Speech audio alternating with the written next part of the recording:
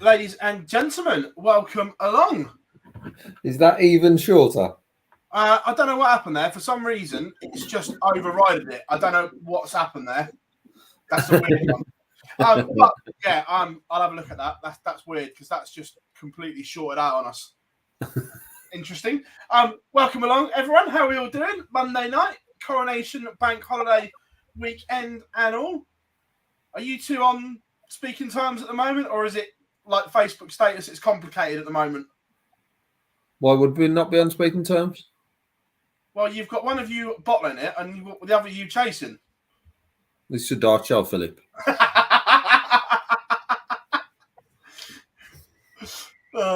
Gob just looks lost up there, bless him. Because you've already bottled it. Oh, we're shit. Just so you know, with me and Dob, it's always complicated. That will always be the case. Do you remember when that Facebook brought that in? It was hilarious, wasn't it? It was either in a relationship or not. Then they just randomly brought in, it's complicated. This is what happens when in our intro, that's tough. We end up talking about random stuff like it's complicated. Well, yeah, because I was in the process of sharing links on social. Look, it's been another bumper weekend of darts. Plenty going on, boys. It's never stops, does it? Never. Just want a break. It's never happening in this sport, Jack. Never. I don't think there's a weekend off till July, is it? Somewhat ridiculous. Yeah. Hey, but look, it's all good. Welcome along, chat room one and all. Remember, get involved. Make sure you subscribe, drop us a like, and the chat room is, without question, the best chat room in Dart, boys. I think it might be the only, but it's definitely the best. There we go. Tommy is in. Matt is in. TJ is in from Cleveland, Ohio. How are we doing? Of course, Craig is there. I'm guessing I'll see you in a couple of weeks in Aberdeen, mate. Abby Craig is in. A couple of weeks. It's 10 days away, bro. A couple of weeks, 10 days. What's same thing? Yeah, it is, James. Always, James. Always. How are we doing, mate? It's happening. Where's Dan when I need him as well? I'm convinced we're going to finish third, you know. You're both going to choke. Are you talking about like Michael Smith and Derwin Price MvG? Because that's the only table. Is that the only race to the top four you're interested in right now? Right now, yeah. It's the only one I can talk about with a smile on my face at the minute. Dave's in from New Zealand, of course. How are we doing, Pete and Helen? I hope you are good. Loads in. It's all good. Yeah, look, he's back. He's not loved up today, bless him. I may have literally left the pub 15 minutes ago. Look, Big Johnny's showing off. He's listening poolside in Crete. Yeah, look, we've started something because surely Matt copied as well. God, where's the backwards cap? It's become a thing now, isn't it?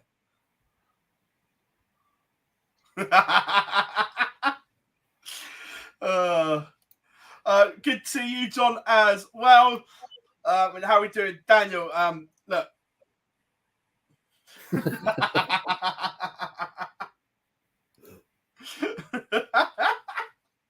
What was it this time, Jack? For that? Hair transplant. No, I'm not even hair. I'm not even going hair transplant because it's better condition than both of yours. It's not. It's really not. It is. You're ginger. You're completely out of this conversation, mate. Keep telling you the future's bright. The future's ginger. You're not. Because nobody's going to reproduce with you.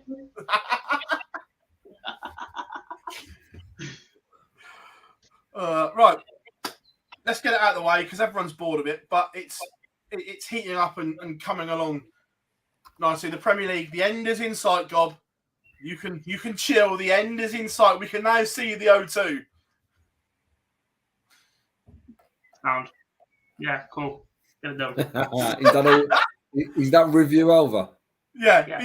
He's bashed it that much. He's just like, yeah. I'm just bored. Chat room. First of all, what was your overriding impression of the Manchester night? As a night, I actually thought it was all right. It wasn't the worst Premier League night we've had. No, the arena's good as well, so that always helps. It was just another. I'm with you. I like Manchester, but it's just another Premier League night, isn't it? Yeah, it's one of those ones. And look, everything could be done and dusted before Aberdeen. Shock. Aberdeen potentially could be pointless. Shock.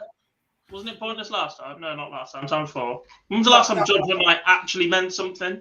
No, the night 16 was over after game 2, wasn't it? Because it was all on Peter Wright, Joe Cullen, and then the rest of the night was pointless. But to be fair, it may be that again, the way the fixtures come up, which we'll talk about in a minute. But here is how Manchester looked. Johnny Clayton edged out Peter Wright again. Not a great game. Chris Dobie doing what Chris Dobie does in the Premier League, boys. But this time he got a win. Michael Smith beat Nathan Aspinall. And then this was a great game. And we didn't see this one coming particularly. But Michael Van Goen produced a performance to beat Godwin Price, boys. Who didn't see that one coming? Sorry. Most people didn't see it coming. But no, that was the game of the night by a long way. In terms of both players, performance of the night we'll come on to in a minute. But in terms of game of the night, it was good.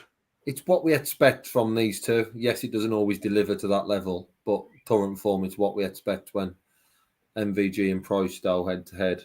It delivered on that front. We just hope of this. It delivers on that front. And then if we see that as the final outcome in a few weeks' time. Yeah. Semi-finals. Johnny Clayton edged out Chris Dobie 6-3. Michael Smith beat Michael Van Goen despite quite a gap in the averages, but Bully Boy did enough when it mattered. And then in the final, look, just look at the numbers, boys. No matter how you dress it up, that is an absolute stunning performance from Michael Smith. The fact Clayton got 3 legs is fair play to the man, because Michael Smith at times was totally untouchable. I mean, should have potentially had back-to-back 9 darters. He was that good. It was just a magnet in that treble 20. But every dart player at this level is capable of that. It's just how often they produce it. That's the difference. There isn't a single target on a dartboard that the pros can hit that we can't hit. It's how consistently and frequently they can produce that under pressure. And we're seeing that more and more and more from Michael Smith recently. Once he gets himself in the right frame of mind, the right groove, gets his focus on, there are times when he is just unplayable. Yeah. James says, look, MvG had chances to beat Smith. And what we saw from Michael Smith in the first 2 games, we didn't see that performance in the final coming because he was below par in his first 2 games. Don't get me wrong, 90-plus average is obviously very good for us mere mortals. But in terms of the top, those performances were substandard for their level. Yeah, without doubt. I think there's an expectation now with Michael Smith, especially over what he done the back end of last year and the start of this one. Haven't seen it so much. And the break seems to have done him very, very good. And we talked about how important the break is. Has he timed this one right? I guess the answer to that will be more in a couple of weeks' time than winning a Premier League night or a couple of Premier League nights. But it's the Michael Smith everyone loves to see, what we saw against Johnny Clayton, but no way was that predicted after the opening 2 games. But it certainly made it very, very interesting because more for MvG and Price. Because for me, how Smith's playing, and I know form in the Premier League can switch very quickly, but you do not want to finish second at the moment. It's interesting. We'll talk on that in a minute. I've highlighted this one. Yeah, Nathan's walk-on was great. Again, he was quite clever. He had the intro to, I don't know what the song was, as in what it was, but a local band here, Manchester band called the Blossoms, that he's mates with. He had their intro into Mr. Brightside, which works well. We've seen players be very clever about venues, and obviously I know this is home for Nathan, but we've seen players be very clever with when they're at certain venues and making sure they've got the right water on, or probably what Dolby's the only one who's been backed by the PDC, but the rest are having to think outside the box, i.e. Derwin Price and now Nathan Aspinall doing it this week in Manchester. Well, I was about to say that since the flags in Newcastle, that no other home player has had anything, Gob. Oh, imagine my surprise.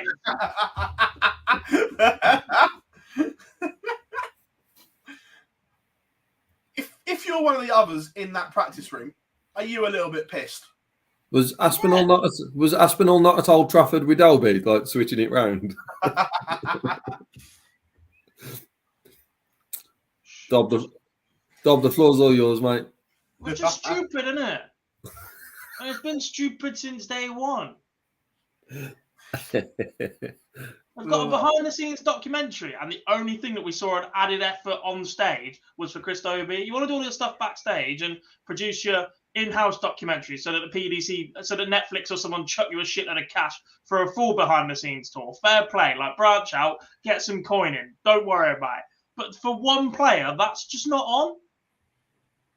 Especially as it goes against your rules of football shirts or branding for your fans. Apart from in Amsterdam, where, just wear your national football kits. No. No, they had Belgium shirts in the Euro Tour this weekend as well. Well, can wear an England shirt next time? If I rock up with a God Save the King t-shirt, do you reckon they'd kick me out? Because Primark had a shitload of them, the scumbags.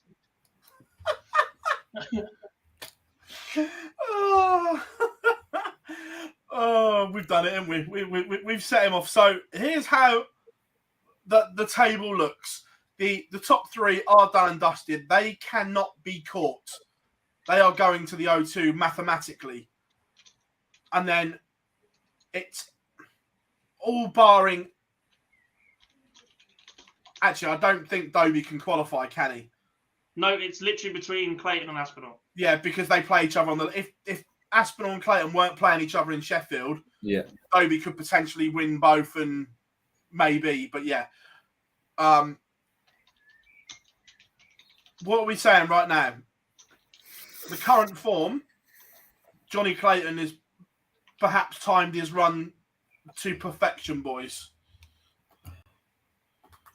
You wouldn't say that. He was poor to start the first few weeks, but given where he's come from and given the fixture next week and that Aspinall plays Gerwin Price to open and Clayton gets a shot at Vandenberg, you expect it to be advantage Clayton heading into that final week. And it's all about how much further can Clayton take advantage of that, knowing that that's going to be the game in Aberdeen that just not the game that decides it, potentially.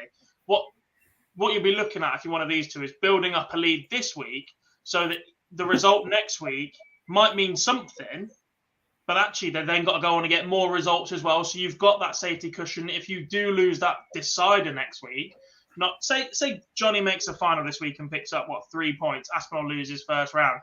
Next week that match is only worth 2 points when they meet. You want to make sure that they've got to go above and beyond you, even if they beat you. And whilst it's in your own hands, having that safety net will be massive for one of these two. With also the lead difference in Clayton's favour, the draw as well, you've mentioned. The interest for me will be if Aspinall beats Price. Just the pressure on Johnny Clayton on that game is then ridiculous. Yeah. Johnny Clayton, if Aspinall loses, Clayton just knows I've got to win one of two. Yes, you don't want that pressure next week, but that then could put him in a great position where if Price gets over the line, I think it's a bit of relaxation for Johnny Clayton. Well, look, we're spinning it as a negative that he's got Price, but if for whatever reason Aspinall fires, he gets past it, he's got Dobie all right, and he's that's what I was about to say. That's why we put Clayton last week, and we're like your favourite to make the final. It's a big opening match. It's not Dimitri last week or whoever it was for Johnny. Who was it? Peter Wright, and then the winner of Dobie or Dimmy. That match to open, knowing there's a lot of pressure on it, Sheffield, 2 weeks to go, with the way that Aspinall's action is playing at the minute, it's a huge game. It's arguably already the biggest game of his season. Yeah. Yeah, down this way. But yeah, it will be. I don't think we can rule out how significant Van Gogh and Smith is.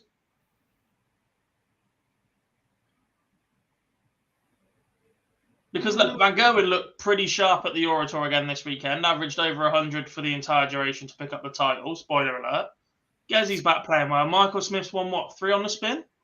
Or picked up his third title? Third. He's gone back to back. 2 on the spin and won 3 events so far this season. One of those 3 is going to finish top. And at the minute, it's advantage Gezzy. But a win this week for Smith or whoever puts it right back in sharp next week. It does, but the only thing, I don't think they catch Gezzy at the top. It depends on that Aspinall result, doesn't it? Going Price is heavy favourite to come through the top half of the draw this week and make the final. Correct. And if he does so, only, I don't know, what would that put him on? 36 to be 5 clear of Van Gogh. So if Van Gogh loses that match, Smith would have to go on to win it. Yeah. I just think if Gezzy in touching distance. I just think that it will be Gezzy against Johnny, Michael against Michael at the O2. I genuinely think the way it looks now, that will be the lineup and who they're playing. I think Smith, Van Gogh is massive for that.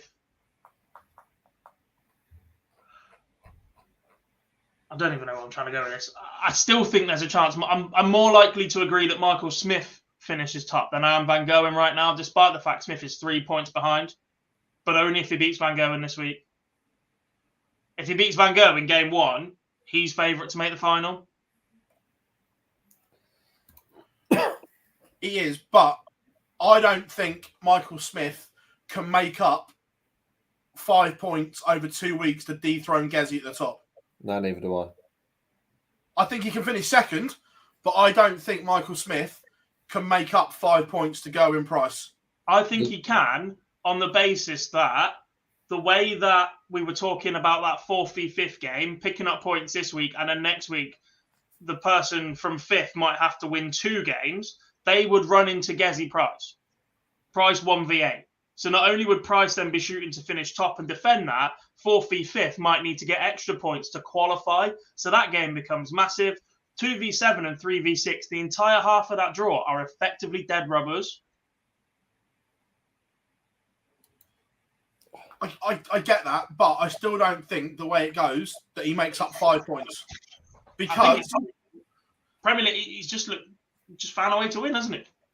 Yeah, and the fact that they're going to be in opposite halves both weeks. So Michael Smith cannot take Going Price out early. Correct. That's the issue. That he hasn't got the opportunity to take him out and stop him getting points. That's what I'm saying. Next week, there is the opportunity that Price falls early if he goes into next week as number 1, because 4th v 5th will have something to play for. They might need the extra points in that semi-final. He still beats Peter Wright and gets 2 points on the board. Yeah. Yeah. Look, if he goes back-to-back final, what Gezzy needs? Back-to-back finals secures Price. He needs 6 points. I'm not over Smith. He's only 2 points to go Van Gogh in. I know mathematically can, but I'm not convinced he can. I'm not convinced he does it. I'm really not. No, I was talking. We completely ignore Van Gogh because I said I had a preference towards Smith finishing top. Van Gogh's only 2 points behind him. That's a different equation, because the likelihood is, well, both weeks, Gezzy and Van Gogh could meet in the final. So that 2 points is easier to overcome.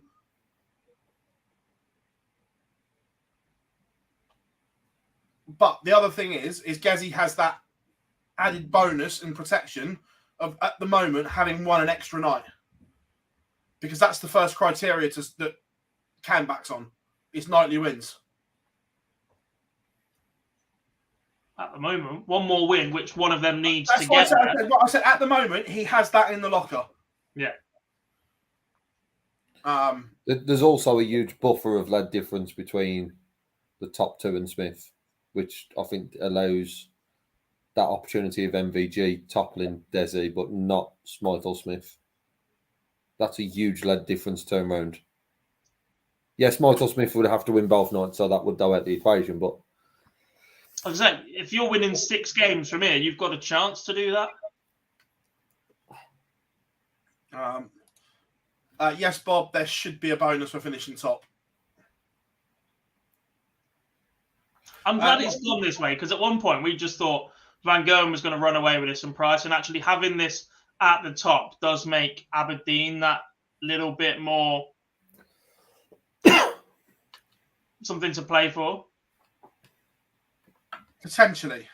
Because right now, playing first in a semi-final against a Johnny Clayton who's a little, or Aspinall, who's a little bit hit and miss over a longer format, plus then a rest while the other two absolutely go at each other, is preferential for me going on to win £250,000. To be fair, though, you say Aberdeen may have a bearing. If Gezi goes and wins in Sheffield, it's irrelevant. Yeah. So Aberdeen may not have a bearing. Yeah. And overall, the amount I care about this tournament is irrelevant, but we're discussing anyway.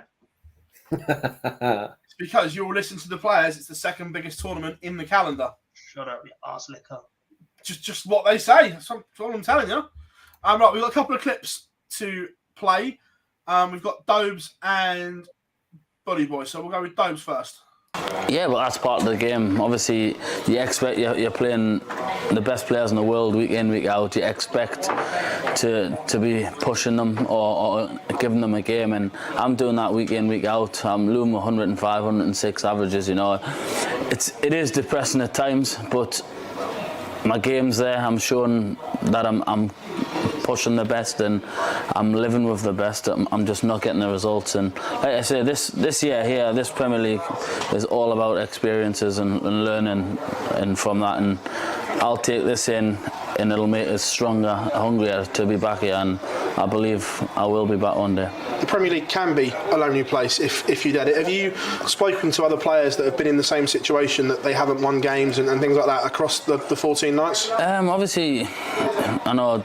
Obviously, Dozer won it, but then he had that bad run. Obviously, everybody goes through it, and you've got to believe in your own ability. You've got to believe that you're capable of getting yourself out of them dark times and big holes. You know, obviously Webby had it the year he was there, but like I say, I believe that I'm still in this, and obviously big game next week against Peter. Yeah, I've enjoyed my time here, and obviously I'm not over yet. It's not over. It's interesting listening to him talk, boys, about that. Yes, look, I'm playing well, and you can tell by his voice it is obviously playing on his mind a little bit. The fact he has given it everything and run into performances. Interested to see how the rest of the year is for Dobes after the Premier League. I think the key for me is his performances haven't dropped. That there isn't any disheartening. He's still speaking the same way that he came into this. He's still got a positive enough outlook. I think in the past, when we've seen players have a struggle or have terrible campaigns, their mannerisms change, the way that they are in the interviews, the whole presence on stage, etc. You can see the shoulders down. You know, when a football team goes behind and suddenly the shoulders are slumped and they're struggling around. There's none of that from Dobie. He's still at the hockey with it. It looks exactly the same as it winning the Masters. Yeah, I'd go with that. He'd make a great poker player because he looks absolutely the same as he did winning that trophy, as he does having won as few games he has in the Premier League so far.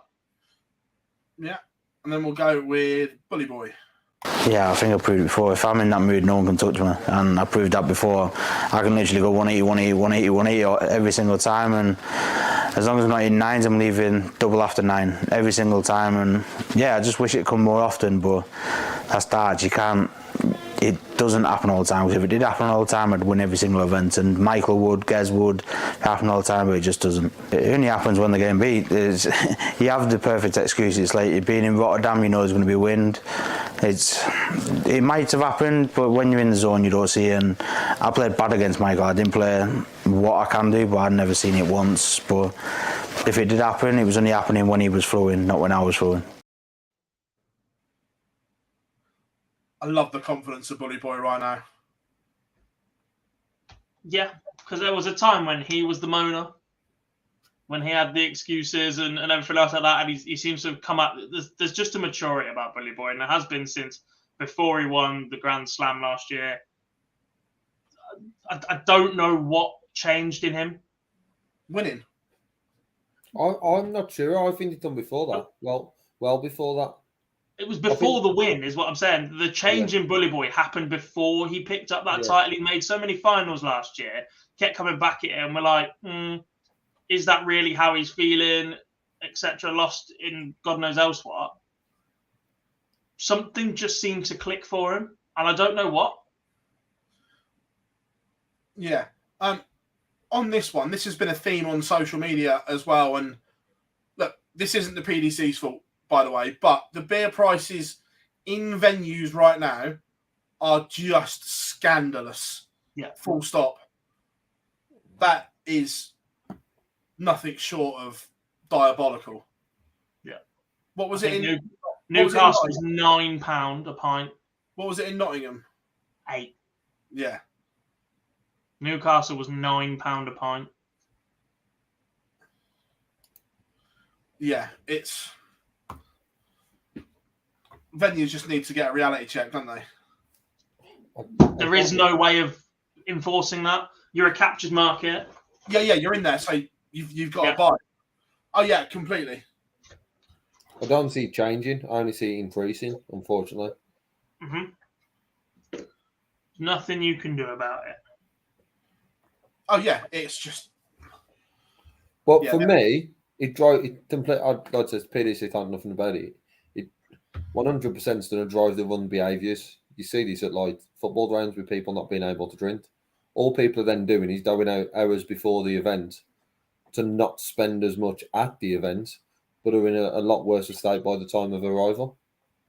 Yeah. Oh yeah, completely. And to be fair, that is happening at the darts as well, because you see some of them queuing up and they're already smashed. But it's down you to have to pay the prices, isn't it? And even Johnny just said, I literally don't know why people pay it, because you're captured there. You're not going there sober, are you?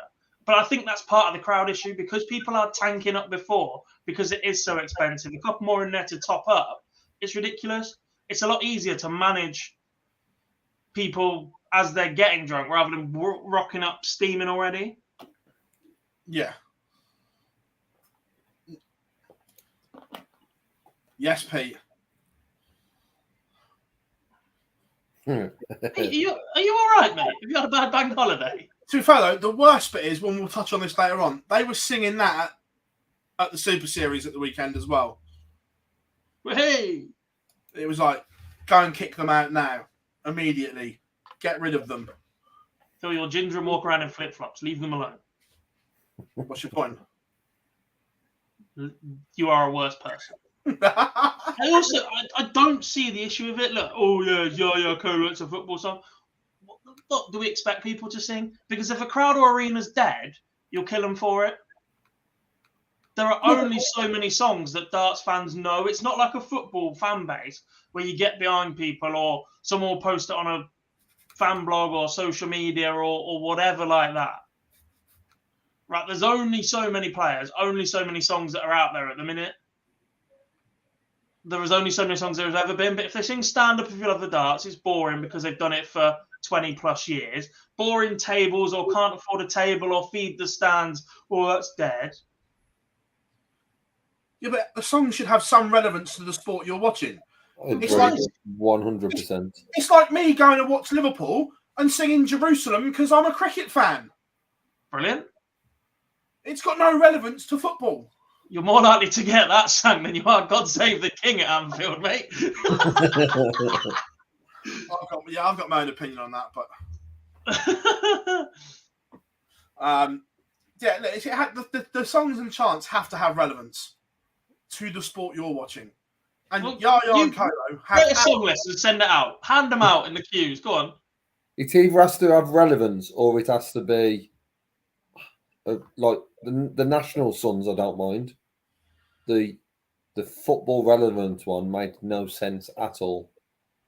People getting told off for singing "Don't Take Me Home" when they're pissed up. That's literally the semblance of the song. Joel, so it all started. What it was? What 2012-ish? Around 2012 when that song came out, and it was just popular at the time, and pissed up idiots started singing it, and it just. Now, "Free from Desire" was absolutely fucking everywhere when Gala made a comeback. Yeah. So yeah, it was just one of them. It was a trend that never disappeared. Yeah. Yeah, 100%. But that was Manchester. Right, just waiting for Scott.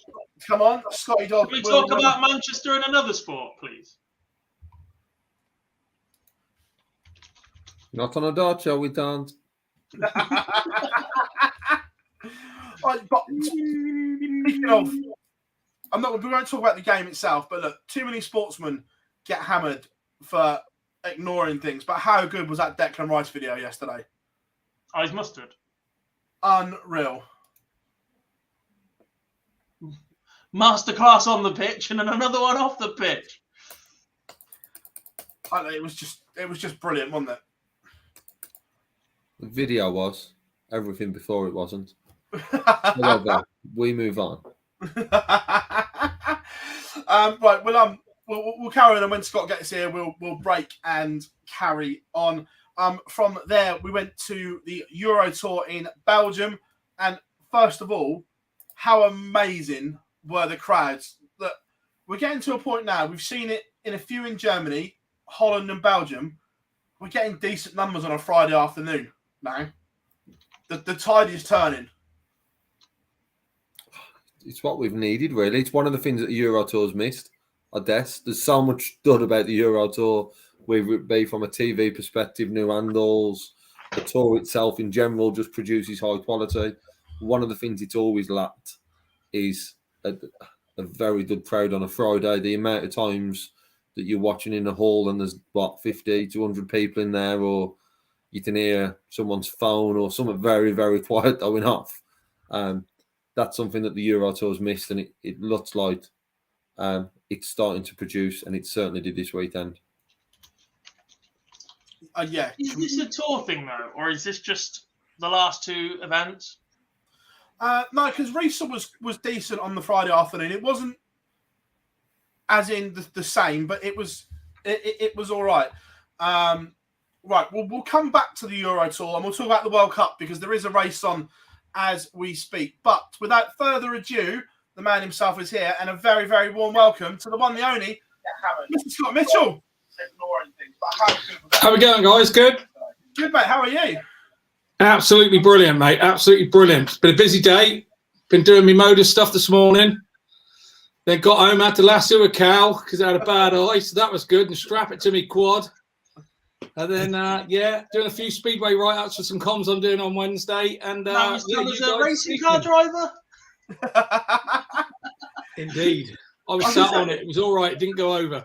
It's been a mental 10 days for you, Scott. Super Series, comms, Challenge Tour, back to comms today. Busy man right now. Yeah. I love being busy. You know, can you remove that Scotty Dog Mitchell bit there, because it's blocking out Pete's sponsor? I know he's on and he's in a bad mood. It's not good.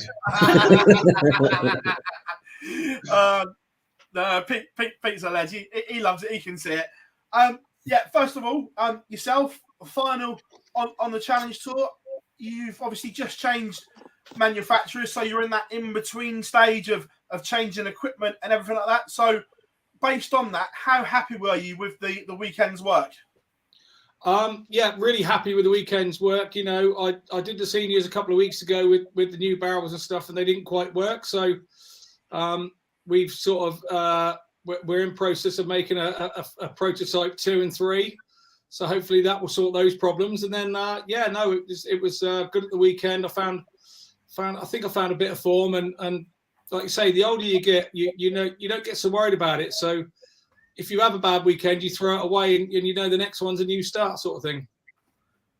On the challenge, so obviously you've been there and you know what it takes to do well on that challenge tour. Do you feel that obviously you didn't want to go back there, but stepping back into that environment, the experience you've had, do you think that puts you in good stead? Well, it didn't do me a wrong. And last time I was there, it was I found myself top after a week, and then COVID hit. So it got me lots of opportunity to get into the Pro Tours, which then just absolutely made me even hungrier to be back in a Pro Tour, and I got my card. So first year I flew. The second year I don't know what happened. I think there was a hole in the nest. I fell out the bottom. I don't know what happened. I heard you talking to Paul Nicholson about this, and it's been a very topical conversation right now. But for a man that's been in that environment, and we've spoken about it, the Euro Tour, how important is this for you tour card holders in terms of keeping cards qualifying for tournaments? Is that the be-all and end-all now? It kind of is, I think. I think the Euros have become so important that, that extra £1,000 for qualifying, and with there being, I'm not even sure how many there are because I've never even qualified for one. So, but that was the problem. But if you can qualify for sort of a quarter of them, and you think I missed the card by about £4,000, I missed the cut, and not qualifying for one of those was horrible. And of course, you've got the other scenario where players are going to the Euro Tours and then pulling out the Pro Tours and allowing Challenge Tour players to then come in. And of course, you're under pressure to try and even get money in your own tour from people that probably aren't on it full time. So it's a double-edged sword. But of course, if I'm in the middle there and I'm picking up money, I don't worry about it, do I? It's not a thing to worry about. So maybe I was thinking wrong on that while I was there in the second year. But I think the biggest problem for me in the second year was I missed some because of COVID, and I actually got COVID and missed, I think, four Pro Tours, and then I just felt that I was chasing for the rest of the year, really. You going, boys? Let's talk form at the minute, because I was in Reading with you. You've changed barrels. You played Super Series. You played seniors a couple of times now as well. You went into the World Championships as one of the favourites at the Circus Tavern. Are you surprised by your lack of, winning or success recently? No, not really. I'm not. It's just when your confidence is a little bit low, it doesn't matter. I could be throwing MvG's darts. I could be playing pairs with MvG. If my confidence is low, the bigger the thing that you go to and the more times that you're made the favourite, that's pressure enough without not having a lot of confidence or having just lost your tour card. So for me, I hadn't lost my tour card for about 3 weeks or something, 2.5 weeks. I'd lost it before. So, and then come out of Q school and the disappointment of missing by 2 points again, of retaining my card. So that was disappointing as well. It just came at the wrong time, really. I thought, to be honest, the Peter game I absolutely loved. I still will always have that in my memory as one of my favourite stage games ever. When you were Peter Manley, it was a Circus Tavern. Who didn't know that was coming? I mean, I knew it was coming. 4.5 hours in the practice room, and I heard every treble 20 he hit. Every bullseye that he hit, save that one. And he's not even talking to you. He's just talking loud enough to himself that he's getting in your ear hole. It's just classic Peter. And I loved every minute of it. And I thought when I played Robert, I played really well. I had a couple of chances in the first 2 sets to have them, and I missed them. And when confidence is low, you miss them. When your confidence is sky high, you hit them. So, I'm disappointed because I thought I wanted to go deeper in the tournament and then obviously maybe get selected to a few others, but that hasn't happened, and quite rightly so. I didn't do enough. Since February starts, just relaying back to that game with Peter Manley, How many times have you played that first set through your head, never mind the rest of the game? It's one of those, really. I mean, it was. Yeah. I actually saw Peter at the challenge tours this week, and I was on the practice board and I shouted across, "Hey, Pete, is it my throw?" And he just stood there laughing at me. It'll never get. I mean, everybody's saying it to me. I'm walking around. It's going to be a new catchphrase for me. It's your throw, Scotty. Okay, yeah, cool, great, whatever. You know, for the first 2 or 3 weeks, it didn't matter whether it was a Monday night, a Wednesday night, local league. I was going, your throw, Scotty, your throw, Scotty. I was getting it all every which way. I want to go back to, you said you're low on confidence. What's caused that? Was it just losing your tour card? Was it the chase of trying to keep that for 12 months? Because look, you've won world championships, you've played for England, you've done all sorts in the game. It doesn't seem like that's something that we'd expect from you. No, absolutely not. And I don't think in probably the 14 years I've been a frontline player on the TV and what have you, I don't think I've ever had anything like it happen to me before. Yeah, I've had lows, and you know, you lose a county game and you sort it out in a month's time and everything else is okay. It's just that particular whatever is troubling you. You know, wherever you go on Monday, the Wednesday, it's no problem. You know, but a county game that you lose is problem. So I think with this one, I think it was the massive disappointment, and I'd convinced myself that I'd kind of let my sponsors down. I'd let myself down. I'd let my family down, because the time that the family put in here at home to allow me and enable me to be away, I think is second to none. I really don't think there's another dart player that has the commitment from their family that I have. And that's the honest truth. Yeah, you might have your wife, you know, and everything else, but it's not just the wife for me. It's my kids. It's my uncle that lives up the road. It's my friends, my best friends who come and help and make sure that I can keep coming away if something's on. I really can't explain to you how brilliant and how lucky I am to have that. So then when, you know, you go and disappoint and you go to a world championships like at Ali Pali and all the hype that goes with it, and your first time there, and you absolutely make a pig's ear of it, it really does. You really do suffer. And I think probably that whole second year, that was probably, if I look back, was when my problem started, losing that game to Landman with having so many darts at a double and losing 3-0. And of course, we look at Landman now, it's made him. So he's gone from strength to strength at that point. So, you know, and that's happened to me as well. You know, I've beaten people and they've not gone on, and I have, you know. So you'd be a bit harsh to sort of be too hard on yourself. But I think inside there's a different pressure for me from myself. It's only myself that put it on me. It's not my family or my friends that help. They would still continue to do it. But for me, it's what I expect of me for them. I like that. Is that a different pressure in the PDC environment, and where everything's available so much and there's just so much more darts than perhaps the old BDO or the WDF system that you made your name in? No, I think there's probably more darts outside the PDC, if I'm honest. I was going, you know, because I wasn't qualifying for Euros and things, I was going weeks on end with nothing. And then, of course, I was a little bit restricted of where I could go and where I couldn't go because of holding a tour card. Obviously, then things like the Modus League were shut to me and things like that. So it kind of, I found, particularly in the second year, I found the big blocks of not having any darts pretty difficult, because I'm one of those that if I've not got the darts to look forward to, then I tend not to put so many hours in on the board, and I tend to work the hours on the farm to try and make life easier for my family when I am away. So try and do everything I can beforehand. So, you know, I'm in a very difficult situation, a different situation. It's not difficult, it's a different situation to most other players. But I absolutely love the fact that I'm doing it, and I really enjoy it.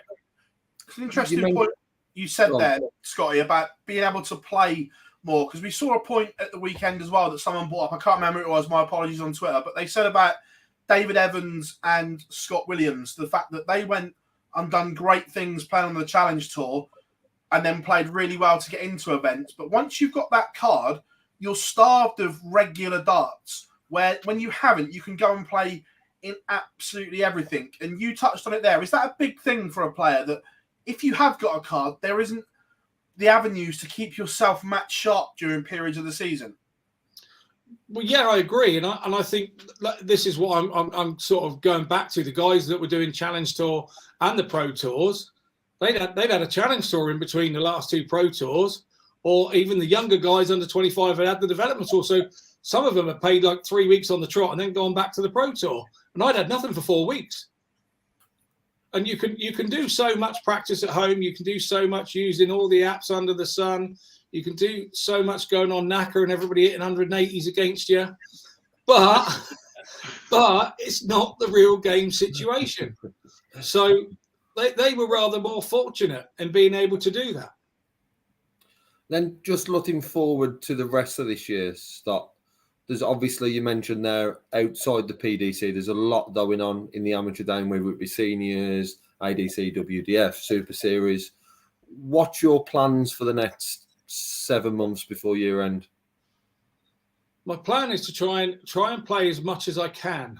You know, I didn't like the down periods last year, so to try and play as much as I can to as good a standards as I can, and that is to try and then I'm going to be doing the seniors. I love doing the seniors. It's lovely to renew old rivalries, and I've absolutely loved it. You know, as we said earlier, I haven't had the success I'd hoped for, but the playing conditions are very different. We're going back to, you know, the PDC is set up that if you can't play your best there, you can't play anywhere.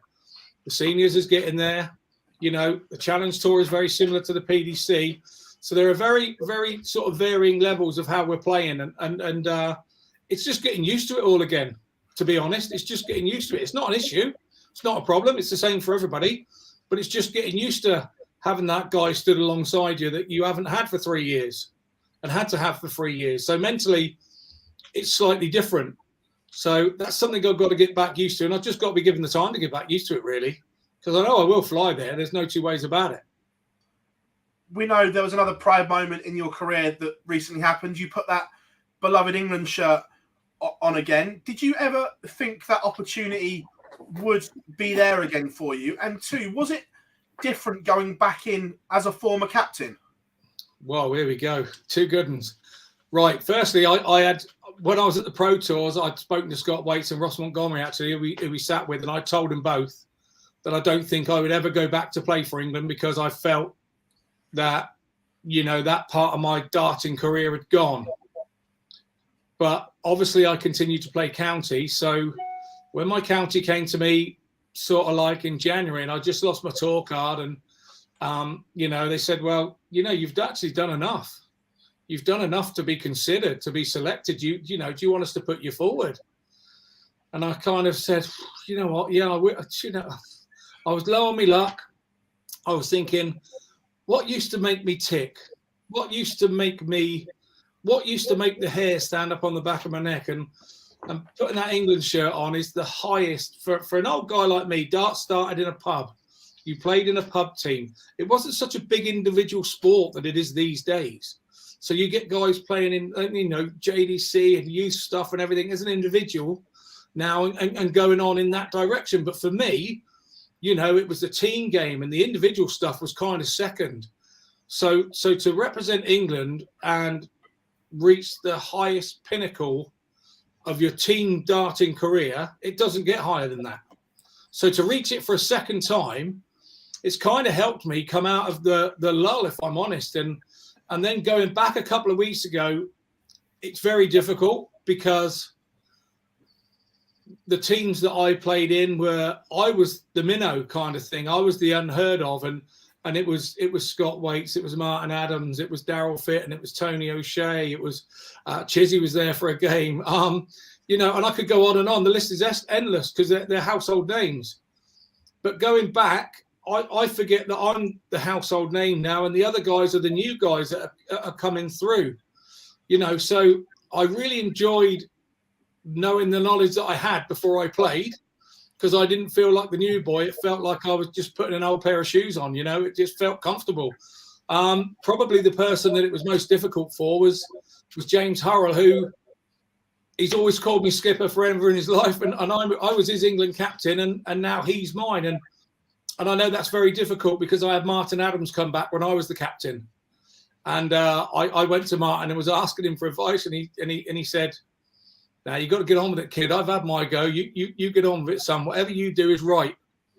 And I think we've got to get James round to that attitude as well, really, and use me as a bonus rather than as a keep looking up to me as the skip that he had. So, but I did love every minute of it. Won both my games.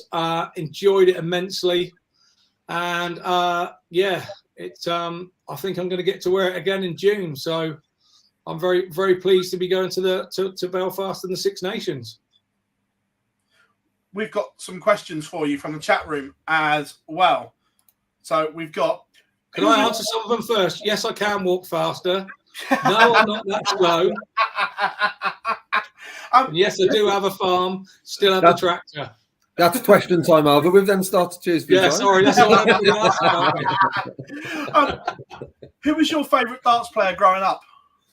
I had two, and I think Bobby George was the one who I just felt his flamboyance as a 10-year-old kid when I saw him in the World Final, and Eric giving him a load, and I felt for him. You know, he looked flashy, but I thought if I ever did it, I'd like to have something that stood out, and I don't want to be the one that's wearing black. I want to stand out in the crowd, which is kind of what happened. And the other one was Bob Anderson, because Bob Anderson was born in Winchester, and he's a Hampshireman, just over the border. And in fact, Boscombe, where I was born, was actually in Hampshire till they moved the border. So for a hell of a time, I classed myself as a Hampshireman, and so he was my local hero, really. And Bob Anderson was just so determined with every dart and I wanted to combine that determination with the flamboyancy of Bobby if I could, and that was from a very young age. They were my two favourites by a long shot. I like that. Got one here. Will we see you back at Lakeside?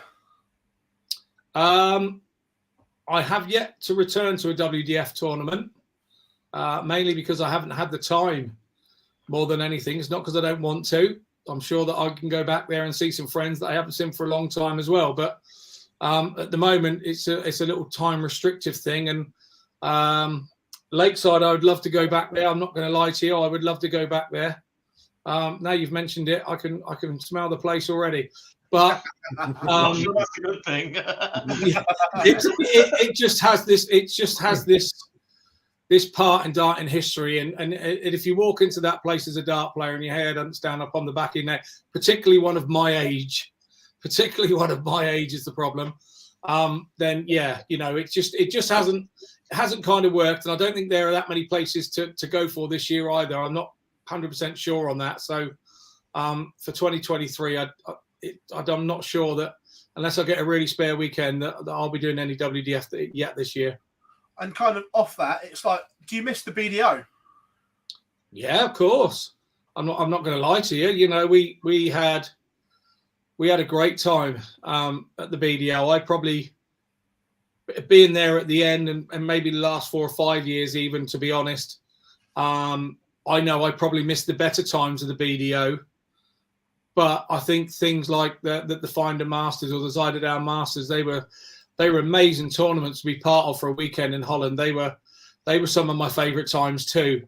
So, you know, you knew what you had with the BDO at the time. You were trying to qualify for the World Masters to get on telly through the rankings, the Finder Masters or the Zuiderdown Masters and Lakeside. And for me as a working fella to get 3 sort of stabs at being on the telly, and that went on to be the Grand Slam as well by being in the top 8 of the BDO for a few years. I think I enjoyed sort of like the best of the end of it, really, but I was also there at the end when it was kind of the worst at the end of it, really, as well. I've got something on that, and I'll come back to you after we've done some more questions. The other one from John, what was your views on the seniors, champions and the golden ticket? Obviously, I think he means obviously planning a qualifier to play the next day on TV, and because it's quite a unique format. I thought it was unique. I thought it was really good, actually. You know, it was very interesting to do. It's something that I haven't done before, and I thought it had a great concept. It had a great selling value to it, and there are a lot of people there trying to play in it. You know, it was well attended. So yeah, I thought it was a great idea. And that whole weekend at Blackpool was quite fun, actually. It was quite fun, and like I say, it was my first real proper one to go back to. So, and we were talking about like the PDC Pro Tours and the gaps between. I've probably been away more in the first 3 months of this year than I was away the last 6 months have lasted. So, and the seniors have been a big part of that. But I hope the seniors can go from strength to strength. Obviously, everything has to start somewhere, and I'm hoping the numbers will come along and join in. And even if it's just when the seniors tour is in their area, if we can get the tour to sort of spread a little bit evenly around the country, it would be great. But the seniors tour is a great idea. And I'm sure as you see people coming to 50 years old, they're going to jump on it, and it's going to go from strength to strength. I think Mr. Henderson had his birthday last weekend and made the big bullseye birthday. So there's another one that could be coming on in the very near future. So, and I think that's what we're going to be looking out for now. I think we're going to be finding players of their age and era will be coming on it. No comment. Bob says, will you be going back to Q School to try and win your card back? Absolutely. Like that. No more questions. No, nothing else to say about that. I want to get my card back. One from Pete and Helen. He's got not my question, so that's what I said from Helen. If you draw Manly again in the seniors, will you wear blinkers and headphones? In the players' room, yes. For 4 hours before, yes. No, like I said earlier, I love playing Peter. Peter's always been a character and a friend. So, I'd love to play him again there. I really would. There's no way he'd hit that big shot again. No way. He'd only get just the one leg when I messed it up. Which players have impressed you most at the Super Series? Do you know, there's been a few actually. Owen last week, I commentated on the week that he qualified, and he made obviously finals week, and he played some super stuff even on Saturday night. He is really a talent to watch. And obviously Luke Littler is second to none really. He's just phenomenal. We just gotta. Do you know what I hope for Luke? And I think he's a special kid. And as with Bo Greaves, I just hope they don't succumb to the peer pressure that comes with being good at that age. You know, just let them be kind of kids as well as be really good dart players, rather than trying to make them grow up too early. Does that make sense? Yeah. I think let's let them keep enjoying the game, if you know what I mean, rather than pile the pressure on them of big sponsorship deals and this, that, and the other, which is going to come. There's no two ways about it if they're not there already.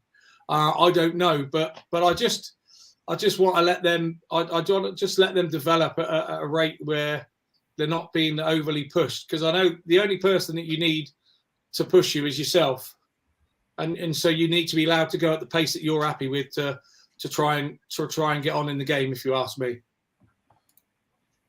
Did you buy any of the BDO trophies? Did any of them tempt you on the online auction? Well, I was hoping one of my sponsors might have got me one.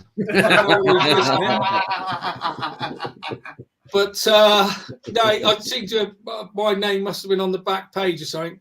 No, I think if I was going to bid on one, I didn't. So I didn't buy any of them. I didn't bid on one. If I was going to bid on one, I would have really loved to have had the BDO Gold Cup trophy, because having won that, and that one's been around for an awful long time, and the history, and with that one, it's not the one that all your big names would have been seen on it while they were big names. They were up and coming names when they were coming through the system, and for a lot of the people, they were winning that Gold Cup were the first things that they were winning. So that would have been a nice one to have them in. Because I won it that one year that I did, I'd love to have had that one, but it's gone elsewhere. I don't really know where it's gone. I've never been told. So, but there we go. That would have been the one. If I was going to bid on one, it would have been that one. The Joker is in the house. Mr. O'Shea says, "Evening, gentlemen. Nice to see Scotty. Top of the burning to you, bud." I know the answer to this, but I'll let Scott tell you. Are you doing some more commentary on the Super Series?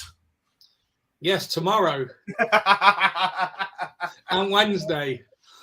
Yes, I am, and then I think we've got some more sort of booked in later on in a couple of months. So when the superstars can't make it, I come and have a go. So, and sometimes I even have to do it with Phill. I was going to say sometimes you get the even shorter straw. I get the shorter straw and the shorts straw. Why he comes in his shorts? Anyway, never mind. It's all good. Yeah, it's something that I really enjoy doing. And for me, where we used to travel with the BDO and find these new and up-and-coming players and see them, like Dimitri, like I saw all those as younger lads, as kids and everything.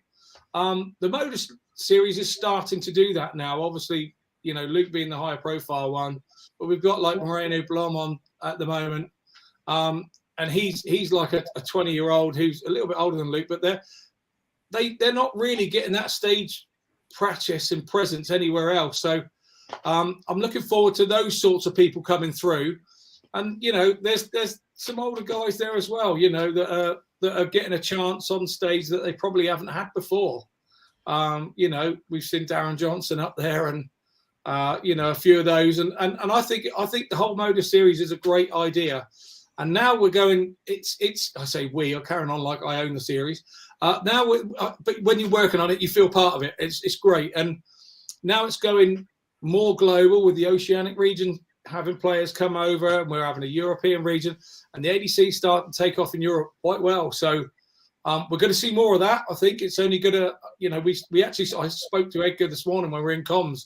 I said, can you see this first week, you know, being all travellers for the first 3 days? And we really can see that being ADC qualifiers from around the world. You know, they're going to come from all over. It's like this week, we've got one Englishman in the first 6 in Group A. So, you know, we've got an American, we've got an Australian, a couple of Dutch.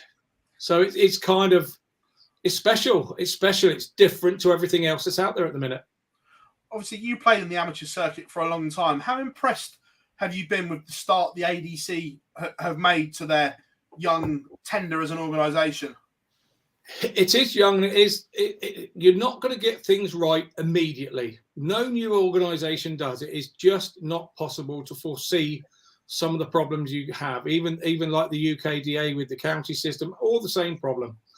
But I think that it's going in the right direction. I mean, we've got the vaults seem to be quite popular at midweek. You know, is that going to kill your local leagues? Because the better player from your local leagues are thinking, oh, I need to go and pay, you know, 5, 6 quid, whatever it is, 7 quid to go and play in the vault and have a chance of getting a few quid back from a night out of darts. And we've got one down in my area down here. We've got one being played in Dorchester. There's one in Salisbury at the minute. One in Blandford in Dorset. So there's 3 within 40 minutes of my house that I could go and play in weekly. And I think that's going to be the secret to their growing. And then obviously that then goes to your area finals and stuff if you're in the top of the rankings. So I can only see it getting better, but it just depends on what each individual player wants from their darts. It's like we were saying earlier, you know, it was all team darts back in the day. In the 80s, you start with team darts. And now, you know, if you're wanting to make a slight return on the money that you're spending out on an evening, then, you know, the vault and the ADC is the way to go locally. Yeah. Last one before we let you go was what you touched on, the Grand Slam. When you first went to the Grand Slam as a BDO player, the truth, what's it really like? Because we know back then the atmosphere was still a little bit hostile. It wasn't all roses. What was it like going there for the first time as a BDO player? It was lovely. No, to be fair, I was better or worse than 4 hours in a by the time I got there, I felt that I was treated pretty fairly, to be honest, and pretty well. There was obviously closed off areas for players to play. There was a couple of boards that were outside those closed off areas that I felt more comfortable on than being poked away from everybody and sat there on my own and highlighting the whole problems. I was used to being in a room full of 600 people, and then to then go and be put in a thing with 5 people that are practicing like Billio. I that just wasn't me. So I used to practice outside the area on the boards that they used to use there. So, but I felt that I was pretty well treated. One player probably when he beat me and he came back into the room, I think it was more relief than anything, just pointed at me and said, he's an amateur. I am professional. That's why I just beat him. I'm professional. He amateur. And had a bit of a go in the back room when he came back in. And I just said, oh, thank you. Very much. See you in the next life. Scotty, I don't think I've spoken to him since either, to be honest. That was a long time ago as well. Was I 17, 16? Yeah, 15, 16, 17, I think I was in. So, yeah, that was a long time ago now. I still haven't spoken to him. 15, 16, 17. So I'm going to rule out 18. So it was someone in the first 3 years. Possibly. Scotty, absolute pleasure to have you on the live lounge for the first time, mate. Massively appreciate you coming on. I know you've been wanting to do it for a while. We've been trying to get the dates to work, and finally it did. I've been wanting to do it because it's the only time I get on like telly these days. Look at the sponsors and everything. Honestly,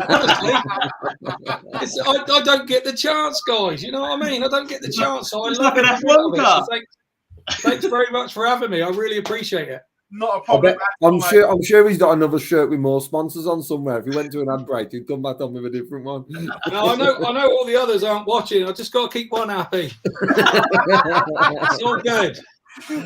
Scotty, pleasure as always, mate. Thank you very much for coming on. As always, everyone, Mr. Scott Mitchell, we're going to grab a quick 30-second ad break, and we'll be back on the other side of this.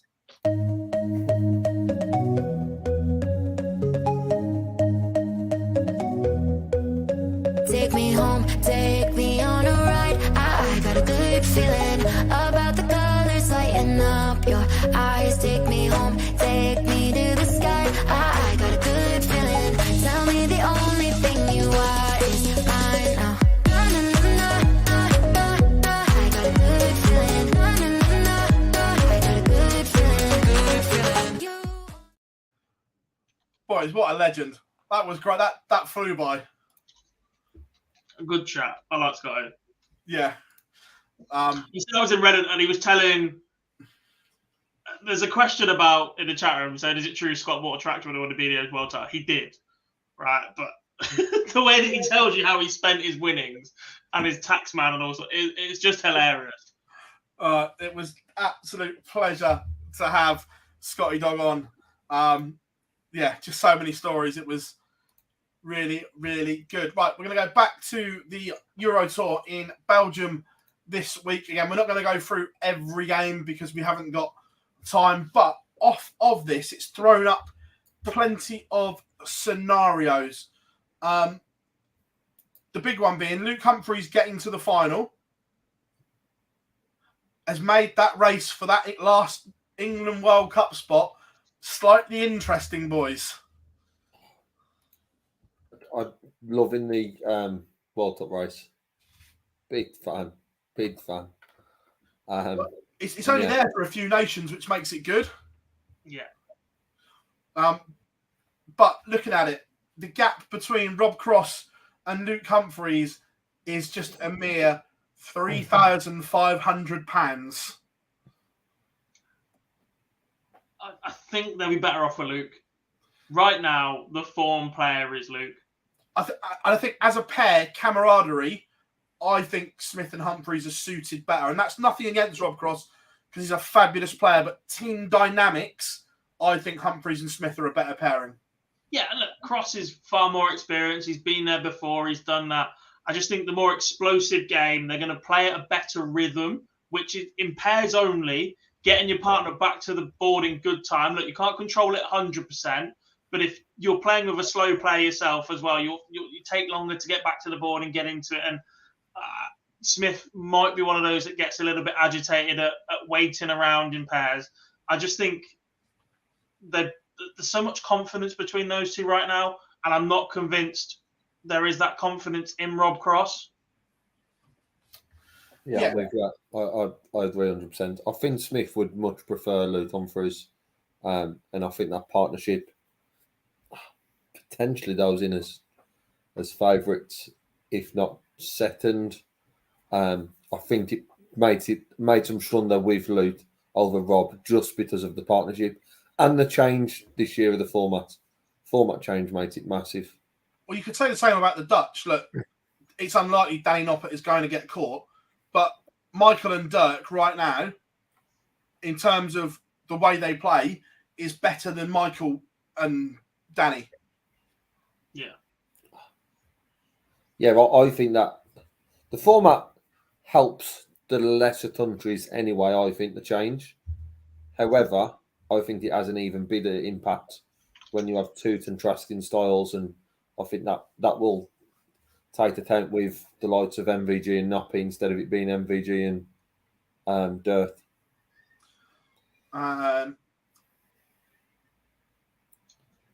It will be Cut-off tough. end of the month. Is Rock in Prague this weekend? Yeah, I'm sure Rock's seeded from all. If he goes and wins one of these, I think he's going to have to win a Euro Tour.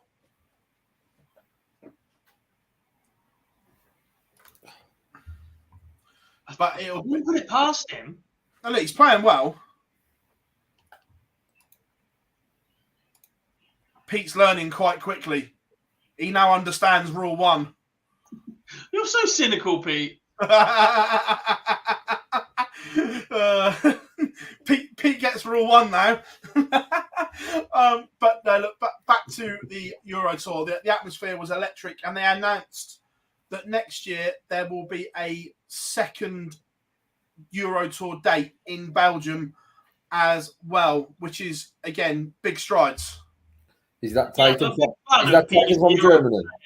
We're going to announce whatever the fuck we want, whenever we want, in silly little interviews and just letting stuff slip. No big press release. No letting the PDC do what they do. Just like, yeah, Sam, we're coming back next year. We're going to have a second one. All right. Well, Werner did it twice, didn't he? We're going to Switzerland next year. What's it replacing? Is it replacing one of Germany's? Yes. They haven't said which one it's replacing, but they have said it will still only be 13 next year. So one from this year's calendar is going. It's Germany. Dan said it on Twitter. Yeah, it's just which one. What he expects to happen. He still expects there to be 6 in Germany next year. So just under half of the tour will be German. Yeah. Which I'm not. I understand how well Germany has helped drive the game across Europe, and I'm not saying that we should just now reduce them down to one and split it all round. However, the amount that's there is ridiculous. Yeah. Well, we're on the World Cup. It will be Peter and Ando Craig.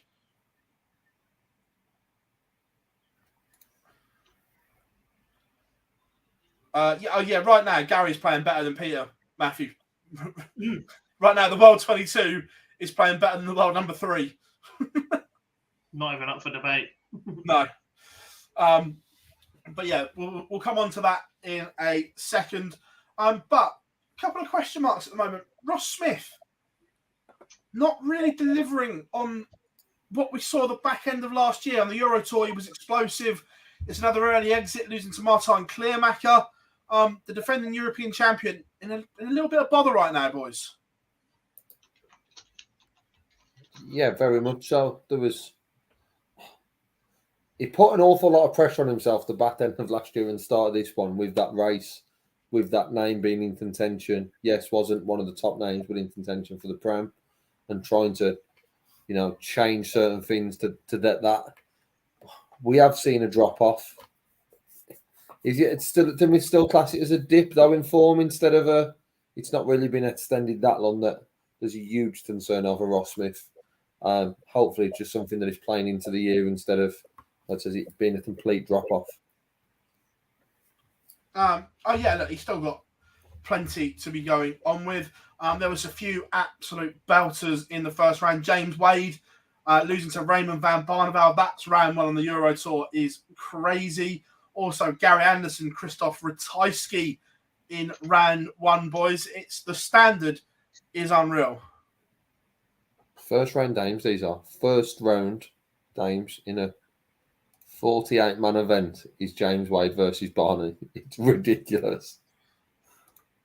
Oh, it's absolutely bonkers. Well, look, on Gary, as we've touched on it there, Gary Anderson getting to the quarter-final on only his second Euro Tour in 7 years, boys, and at times looks unreal. Yeah, he played like a moron in the quarterfinal compared to what he had done in the rest of the tournament, but he looked solid to get there. Yeah, The games before that, he played like an arse against Van Gerwen. But again, that comes back to it's been a while since he's had to manage his preparation on a final day like that. Yeah, but Is there any the good thing about Darren Anderson right now? Is there any real surprise that he made the quarterfinal? The biggest surprise was he was knocked out last week in round 1. The expectation is now becoming back, and it's if Dan Dalton continue to put the time in, he is very, very strange to see him sort of getting one over on Ryan Searle, considering he's a huge factor in the change of Darren Anderson's sort of form. Disappointing to see it, the performance against MvG. However, it's certainly a step in the right direction, and back to Darren Anderson having expectation on his shoulders again. Yeah. And John's touched on it there, and we were talking about this earlier. They are more important. And speaking to players and the interview that we've dropped with Chris Murphy, he brings it up as well. And we touched on it last week, that in a weekend where there's a Euro Tour qualifier, the Euro Tour qualifier is the most important one for these players now. Well, that's an issue. That's a massive issue. It has to be, because again, we're talking about players not being able to earn a living from having a tour card. There's such a gap between these Pro Tours now to accommodate 13 Euro Tours, especially early on in the season, which is when players should be accumulating ranking points to get their shot at majors and setting themselves up with a tour card. Now there's a lot more pressure as the season goes on. There's bigger gaps, and yes, they have a chance to qualify for it, but how many players play on a Euro Tour? 48 out of your 128. Yeah. So not even 48 of your 128, because you've got home nation and associate members and whatever else. So even if you're saying 40 odd, over 2/3 of your membership are not playing in that event, are not earning money. And next week will be what, 3 Euro Tours in a row? Yeah. That's a big time without darts for a lot of these players, for a significant waiting. And again, it just feels like, and it will always be this way, that the PDC, and we know this, is built on being a business rather than a sport. And at some point, being a sport and having opportunities for everyone needs to come first. But this goes back to the point that we've said, the fact that there is no governing body of darts, that the PDC are effectively promoter and governing body all at the same time. Yeah, that issue is not going to change. I think it's not. The best person who alluded to it was Stop Mitchell Just. And I mentioned it in one of his answers around if you'd have qualified for a couple of them in theory, he would have keep his card. And that's sort of the easy answer of how important the Euro Tour is. There's over 2 years spelling what he played in. He was a top 64 player. Mm-hmm. He just didn't qualify for the Euro Tour, and that was the difference. Well, John just said it here. He just said it's brutal to qualify. 16 seeds, 112 pros playing for 24 places. I'm at home more often. And we see that with certain forms of players, and Scott Williams is one who was used. Like it says, Phill mentioned it in one of the tweets. I saw the same tweet the weekend. It's just mentioned that we're just not seeing them as often because of the Euro Tour. So I'm not sure the PDC want to change that because they don't have to change it. And the income that comes from the Euro Tours means they probably won't. That gap's only going to increase further and further. It's an interesting one. It really is. Before we touch on the final yet, the Belgian fans were absolutely sensational. We sort of got to that point last year where we praised just how good they are, but they are the best crowd in darts right now, easily.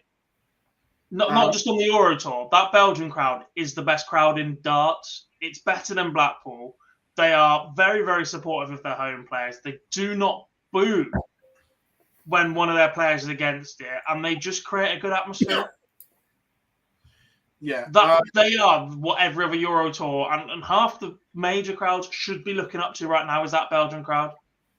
And they just seem to get it, and I'm not sure there's a way to input that into other crowds. No, there's not. I still think it's too far gone, but as long as the Belgian crowd remain this way, they're just going to be such a positive. Well, yeah, because they haven't got a pissed up football mentality. Yeah. What do we think of the way Dirk played with his damaged knee? I actually thought he did really well, considering you could see that he was in a lot of discomfort at times. A lot better than I thought he would. Yeah. And that's obviously not a criticism of him with an expectation. It's the fact that something like that, still not sure how bad the injury is, but for him to go as far as he did surprised me a lot, especially the manner of his performances across the weekend. Yeah. How we doing, Rob? Great result for you boys today. Yeah. So did I get a picture ready for this? I can't remember if I did or not. Yes, I did. So, spoiler alert. He had to wait 12 months, but Michael Van Gerwen wins his 36th, yes, 36th Euro Tour title, boys. That is ridiculous. Yeah, they were talking at one point this weekend about players that haven't won a European Tour event, including Rob Cross, who's won the European Championship but not European Tour, etc. And it's just ridiculous. But then you look at how many Van Gerwen, Price, Wright have won between them, and compared to how many just exist, it's staggering. Oh, it is mental. Absolutely, just ridiculous. It goes to show how good of an achievement what Luke Humphries done last year. The fact that it's taken MvG a year to win and one. Yes, obviously he's won a ridiculous amount and deserves all the plaudits for that, but just shows what an achievement that was from Humphries to go on and pick up that many in 1 year, because they are so difficult to win. Especially that Sunday. That Sunday can be very brutal. As probably Anderson's the perfect person to say how brutal that is now he's returned to that Sunday afternoon. Yeah, I've got a couple of bits on the Euro Tour, which I'm going to touch on in a second. But first of all, yeah, Andy Barton's was just sensational this weekend for a guy that, again, is in the mix of the best players not to have a tour card. He is certainly in that mix the way he's playing right now. He's in the conversation. That's what I said. I wouldn't say he's but he's in that mix. I don't think he's the answer, but he's certainly in the conversation. He's in the top 5. Yes. Just out of interest, which way round? I think I know you're 1 and 2. It's just which way round are you putting them? Do you?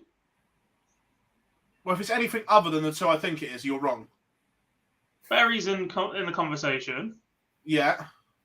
The best in the world without a tour card is Luke Littler. Yeah, that's what that was 1 and 2. It's just a case of which way round you were having them. Yeah, he just is. Yeah, you've got the right 2. On the Euro Tour, so interesting ones here, and I haven't got it up here, so you'll be able to tell me in a minute. So, Gerwyn Price isn't in Prague this weekend. This is the last one that he misses when he dropped out of the top 16 of the Pro Tour Order of Merit. He comes back in for Sindelfingen. However, MvG has already pulled out of this one because they fly to New York the day after the Euro Tour. Oh, yay, the World Series is back. But, no, yay, the Premier League's finished. Oh, fuck off. My point is that week is those players are going to, well, some of them are going to have to be in London on the Wednesday. So Wednesday, Thursday. Germany, if you do this, Germany, Friday, Saturday, Sunday. They've got to be in New York for media commitments on the Tuesday. Do we expect more to pull out? And can Gezi afford to pull out on the race? I know he's back up there, but the fact he fell out again, and people made money on him this weekend and next weekend. I think he can. Yeah, I think he can. That's why I was asking, because I haven't got the race up in front of me. That's why I was asking you guys the question. The fact he was just outside it and then had the win, jumped in significantly up. That I think he can, and I think I'm with you. I think more players will drop out. Does that schedule's terrible. Price, I would expect to. We know MvG is. Yeah, I'd expect Smith. Those wins have put Getty Price currently 7th on the Pro Tour Order of Merit. Yeah, I didn't have it up in front of me. That's why I was asking the question. Yeah. Could he afford to miss it if he wanted to? 33 grand buffer between 16th. Yeah, you're fairly. Plus, you think how many below that? Yeah. Between them as well. Yeah, I think he can afford to miss one more, especially as you expect him in the ones he's going to return to be well placed and go deep. So. Yeah, that's why I was asking the question. I've just loaded it up now as well as we speak. Before we box off this Euro Tour, Gary Anderson is only 1,200 quid off of qualifying for the European Championships at the moment. Of course, you're looking at that. Just back to that weekend event now. The one of them in Germany. How much of a detriment does it have on that tournament if you don't have MvG, Price, Smith? Even if it's just those three, it may also be a couple of others. But how much of a detriment does that have on that tournament? Right. So I've got it up here. Potentially out of the top. Right. So they've already taken out MvG because he's not entered. So Luke Humphreys going to New York is a big deal for him, isn't it? Yeah. Do you think he plays? No.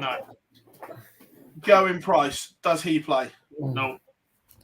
Rob Cross back in the World Series, does he play? Potentially. Don't know. The thing you got to consider is the flight times. If they're already in London, the ones that are in the Premier League, they're going to fly straight out of Heathrow and go to America. I would say so. Yeah. I don't get why you'd go anywhere else. You'd go straight from Premier League finals night Thursday, maybe stay in a hotel, and you'd fly from Heathrow and get there. Give yourself 48 hours to get over the jet lag. You've got to be there for media commitments on a Tuesday. You might drive home and drive back again, but for one day at home, I'm not sure it's worth it. Yeah. Friday morning, be there Friday midday, do some sightseeing over the weekend, and just get settled.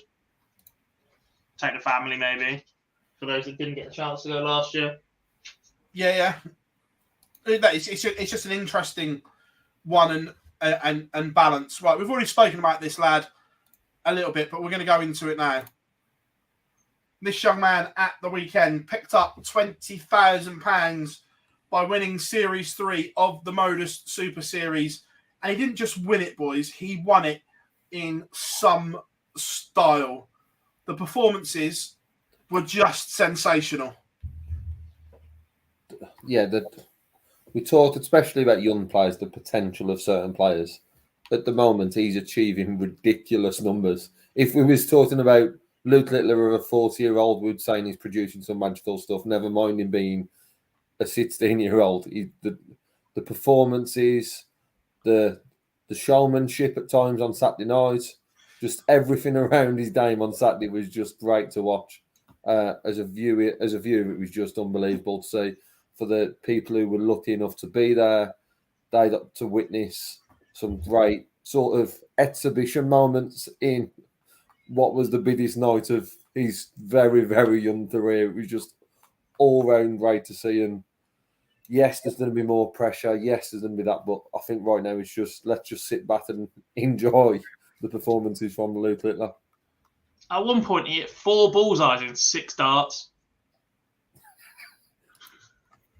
He went 120, he went 20 bull, and then he went bull 18 bull, I think it was. Even like the 2 darts in the treble 20 and just sort of, no, then on my side. And then out plumbing it, that 3rd dart. Yes, there's a target there with the 2 darts, but you couldn't have placed that better. Well, there's 2 things in darts I get apprehensive about talking about. One is players who are having difficulty with their actions or dartitis or attributing that to anything. And the other one is hyping up players under the age of 21, etc. Because we've seen so many come through or be labelled that the next big thing, they're going to win a world championship, etc. And by 19, 20, they've lost interest. They're not competing at the level they were. They haven't transitioned to the men's game with the same level that they produced at youth level. But Luke's already doing that. There is so much confidence and belief in him. He is so mature beyond his years as well at 16. Handles interviews pretty well for someone that isn't comfortable in that environment. He was on the show a couple of weeks ago and said that it's not really his thing, but he's getting used to it and he will get better at it and more natural, and people will always find their styles with it.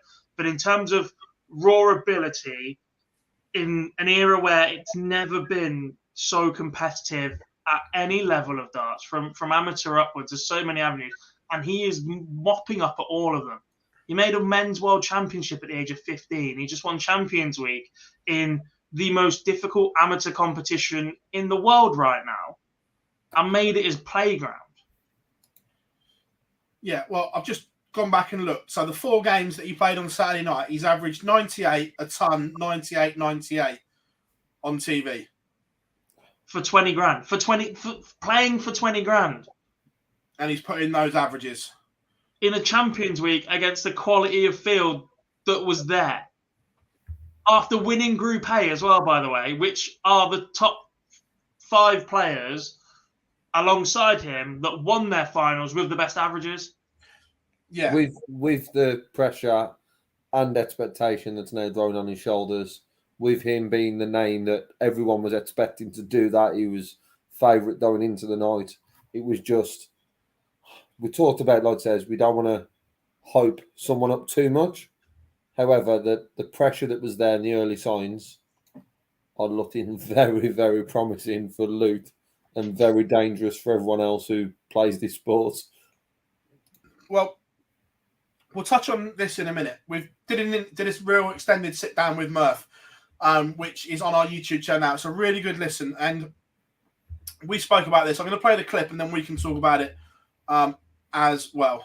I have said on commentary during this week that I'm always sort of reticent to pile pressure on a young player, but with Luke I can't find a doubt. I really can't find one. I think he's the most exciting teenage talent since the emergence of Michael van Gerwen.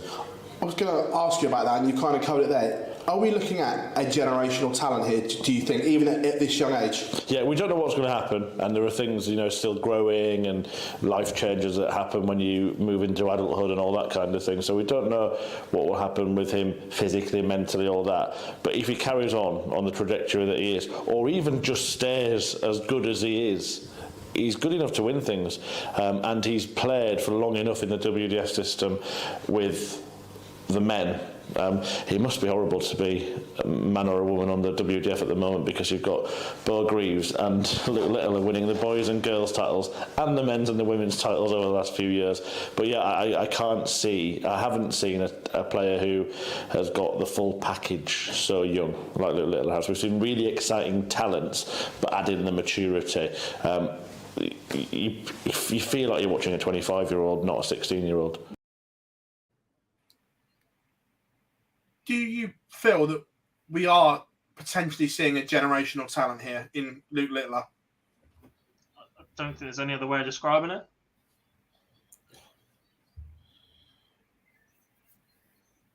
It is quite ridiculous, and it is, as Murph said there, it's the closest thing to Michael van Gerwen at that age I've ever seen.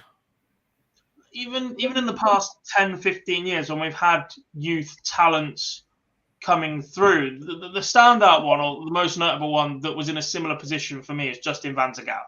Yeah, he was hyped ridiculously early, went to the Lakeside, picked up youth titles, etc. His transition wasn't what everybody expected. He struggled on the development tour, but he also did not have this impact in the men's game at the age. He was. No. You can dominate JDC events and whatever, which are getting even more difficult to do, by the way, right now. That JDC Advanced Tour is scarily good. You walk that, if you took their top 5 players into your local league, they would win it. They're that good. They are that top 5 JDC players, and even some of their top 16. You could pick 5 of them randomly, and most of them would walk into your local league and they would win it. They're that good. And Van Gaal was good before that was massively a system, and just the level that Luke's achieving is so much higher than what Justin was doing week in, week out, comfortably against men. He fears no one. We saw him take Rich Eddhouse out of the UK Open, needing 2 legs on the spin to do it in that environment. First game, main stage. We knew exactly where he'd be. Even told us the other week, as I was listening to you guys, you're like, yeah, I know where I was going to be. I'm like, it's just something he's got to deal with. Walks up, slaps up a seasoned pro who's nearly 50, 6-0. And that's the thing. Over the next coming months, years, those expectations are going to grow. There's going to be question marks. There is about every player who plays the sport. However, at the moment, whatever is being thrown at him, whether it be being favourite in a Super Series Champions Week or playing the first game on the Minehead stage UK Open, whatever's been thrown at him in the minute, he's answering it, and answering it pretty clearly with everything that's coming his way. They're just going to come more and more. His name's obviously was from a darting world. You clearly know who he is, but he's going to start becoming a household name very quickly if he keeps performing the way he is. And it's not just the level of performance. The biggest highlight of Saturday night was his lowest average being 98 in what was the biggest night of his darting career so far. 98 average with that pressure and how he's performing throughout. It's just, it is ridiculous. Well, there'll be some pros looking on and hoping that Luke Littler is not in the Grand Slam of darts this year. Yeah. Because they will not want to be... Look, we all know that dart players are full of pride. And look, whether we like it or not, they won't admit it, but there is still a stigma around when they play the ladies that they don't want to lose to Fallon, Lisa, Bo, Makura, whoever it is. Right? They don't want to. You can see it in their eyes. And it'll be the same situation with this, that if Luke tops the Dev Tour Order of Merit and gets that place in the Grand Slam, there will be established pros that will not want the boy in their group. Is it just me, or is it a possibility of a group being Luke Humphreys, Josh Rock, Bo Greaves, Luke Littler? It depends on how they do the seedings, doesn't it? Because there was a lot of uproar last year about pot 4.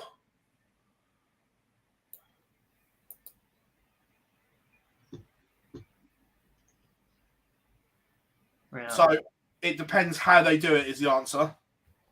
I'm not sure how much I'd want to see of that. Because I want to see these double potentially season pros, some of these. No, I want to see those 4 go at each other. No, I want an early glimpse of what the future looks like. I want to see them mixed in with the season pros, 100%. If they qualify. I don't think it can happen because Josh Rock will be in pot 4. Why would he? Wasn't the World Youth Champion in pot 4 last year? I don't know. Don't they do it off world rankings? That's what I thought. So it depends how many between Rock and above qualify between now and then, including how high Rock climbs.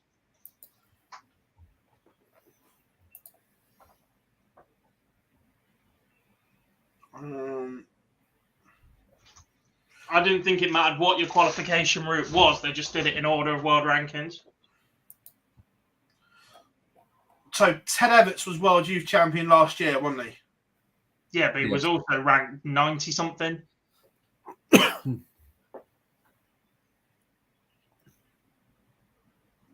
Don't know. It'll be interesting. But yeah, look, potentially it could happen. It could be unreal. But yeah, look, the Super Series, it was outstanding. The atmosphere was electric. Just a damn good night of darts, wasn't there? Very, very enjoyable. And let's be honest, we build up for 13 weeks for a Champions Week to deliver. and it delivered on its. It set a precedent for what every Champions Week should have. And yes, we can't have loads little in all of them, or potentially we can for the time being. We can for a year. He's set the precedent for what the rest of them should be like. Look, there's no doubt that boy is going to be on tour next year. In some way. If he doesn't, there's something gone massively wrong. Well, I also think we need to talk Jacob Taylor a bit here, by the way, because to make that final in that crowd, I don't think a bit of a late call up as well, wasn't he? Given the fact it was Lucas Vainik. Vainik didn't play, so he's travelled from Canada to play on a Thursday group to then make the finals night. Yeah. To then make that final. That's another plus for just how strong that CDC is. It has to be. I'm with you 100% there, and Owen Bates as well. That again, the game is in a good place for everyone right now. You just look at the players that don't have tour cards. It's just exciting, isn't it? Yeah, 113 average. Yeah, just mind blowing. To be fair, that these kids, and they are kids, are doing stuff like that. It was funny watching Owen Bates in the Friday afternoon group when he was watching Steve West against Justin Hood, not knowing if, because his girlfriend was coming to the final or she was coming down to pick him up to take him to Milton Keynes. Yeah. And he was marching up and down, not knowing what was going on. It was hilarious. Right. Again, we're not going to get bogged down by this. Chat room as well. We're going to go quick and we're going to go hard on this bit. But night 15 does go to the Utilita Arena in Sheffield. The Steel City is the next venue.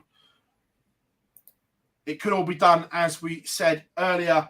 However, we'll do our predictions as always. First up, Aspinall against Price. Where are we going? Price. Price.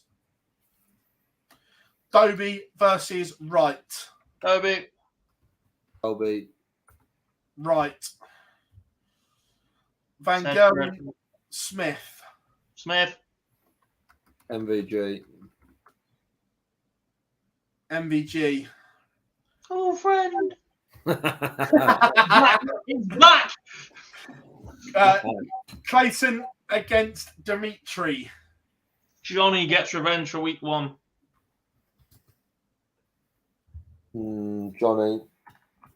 Johnny. I also knew it's week 1 because it's our thumbnail on the Fallout bar.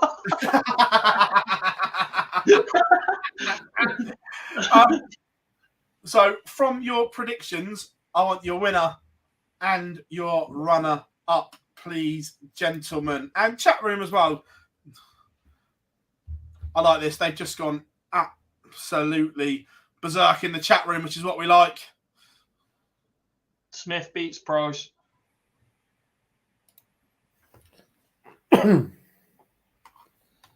Clayton beats Aspinall. Ooh, tasty. Yeah, why not? Price beats Van Gerwen. Shot. Oh, friends. Not anymore.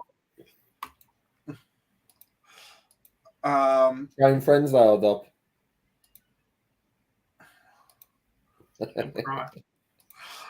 We also had some Challenge Tour action this weekend as well, boys. 10, 11, 12, 13 and 14. But we're not going to go through it all. You'll be surprised to know 10 was won by Barry Van Peer. 3 in a weekend. Look, he's just unreal, isn't he?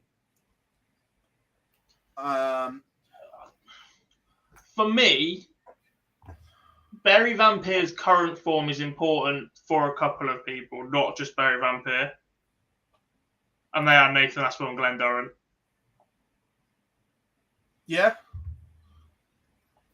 Yeah, no, I'd go with that. Challenge Tour 11. Where this has come from, I've got no idea. Because with the greatest of respects, every time I've seen him recently, whether that was at the Super Series or the Seniors, Wayne Jones has been awful. He qualified for a Seniors TV event last year. I made a semi-final of a qualifier this year. Yeah, but you look at his numbers; they weren't great. They're just steady. The man knows how to win. Wayne Jones, the tour card holder, was never 110 plus average. He was always battle you out, and he still got that level in him. He was a lower ranked James Wade, is what is probably a way of describing Wayne Jones as a that older. Man's local to you. He will hunt you down if you call him. But is he not? Is he, that's my favourite quote this year. Is he not? Look, that's always the comparison, isn't it? If you're not a heavy scorer but you find ways to win, that's always the player you're going to look up to and go, right, you're a worse off version of him. You're not a Smith or a Van Gerwen or whoever who've got the flamboyance and the scoring and the Gary Anderson. If you're making the most out of your ability without ever being the best player in the room, you are a version of James Wade. James Wade from Wish. Alibaba Express. Challenge Tour 11, Barry Van Peer added his second. Matty Dennett get into a semi-final as well. That was that one. Players. Challenge Tour 13. Barry Van Peer beating Scott Mitchell in that final. Jelle Klassen made the dash up from Portsmouth to Milton Keynes, getting to a semi-final as well. And then in Challenge Tour 14 was won by Conan Whitehead. Conan Whitewash, you mean? Yeah.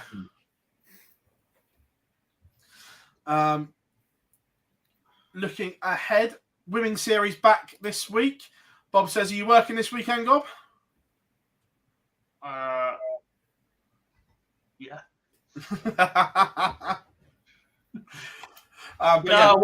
We decide if we're doing a Monday show on a bank holiday like 40 hours before.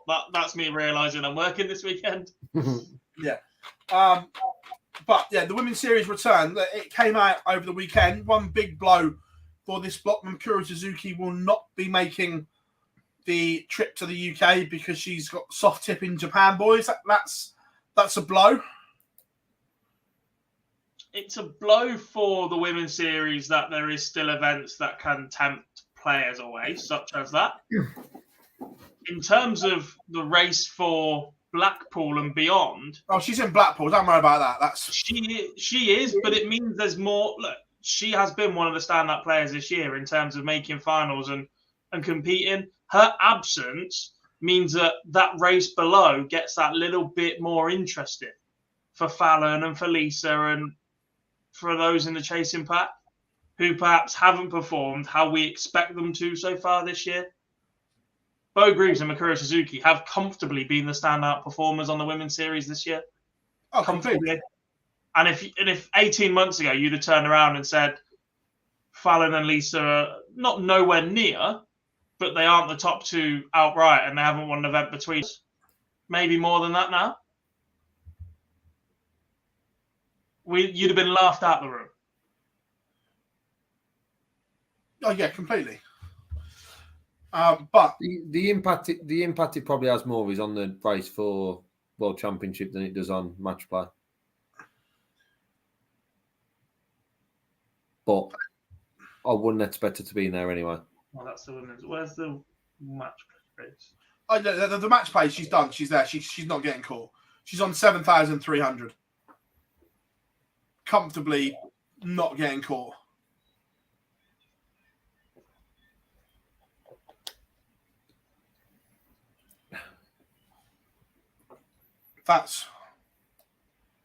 Is it just Matera missing? We haven't seen the list, but that only came out because Mikuru put it on her own Twitter that she wasn't coming. So the list actually isn't out yet, but Mikuru let it slip herself. It's a good question. Jeremy says, if Lisa doesn't go deep in any of these events, is it worrying times?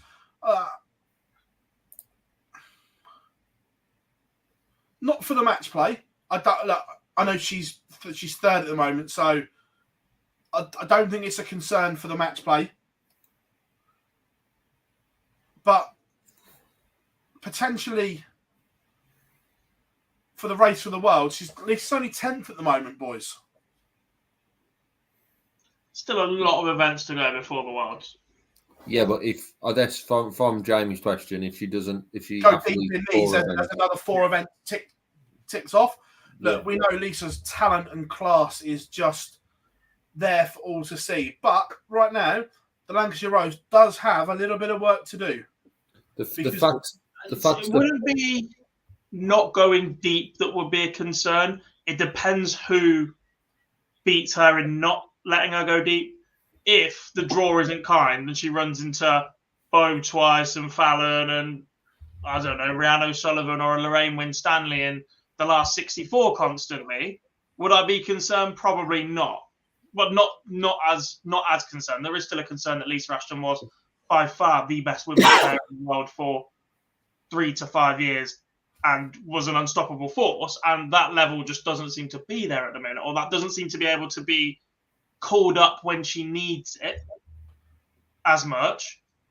If she's beaten by players ranked 40 and below in mid 60 averages and being drawn into those matches and beaten early on, big concern.